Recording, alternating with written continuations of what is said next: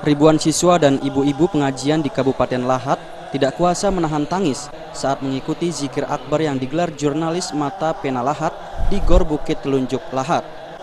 Mereka terharu saat pimpinan Ponpes Darul Saadah Ustadz Haji Taufik Hidayat menyampaikan kepada umat muslim yang hadir untuk mengingat dosa yang diperbuat terhadap orang tua.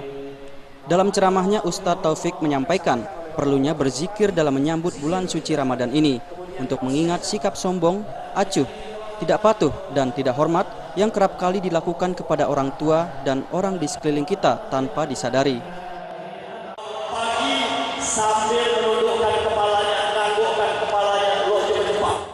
Perwakilan dari Mata Pena Lahat, Edi Yasin, menuturkan gagasan digelarnya zikir akbar oleh jurnalis harian yang bertugas di Kabupaten Lahat, baik dari media cetak maupun dari media televisi, guna mensucikan diri dalam menyambut bulan suci Ramadan. Di dalam struktur kepengurusannya, keanggotaan Mata Pena ini terdiri dari kawan-kawan wartawan harian. Ada dari Sumatera Express, ada dari Palembang Post, ada dari Lahat Post, ada dari Sriwijaya Post, ada dari televisi, dan ada juga dari harian Pahlawan.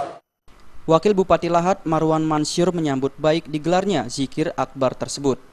Marwan pun menyerukan kepada masyarakat di Kabupaten Lahat untuk mendukung gagasan Himpunan Jurnalis Mata Pena Lahat untuk menggelar zikir akbar dalam rangka menyambut bulan suci Ramadan.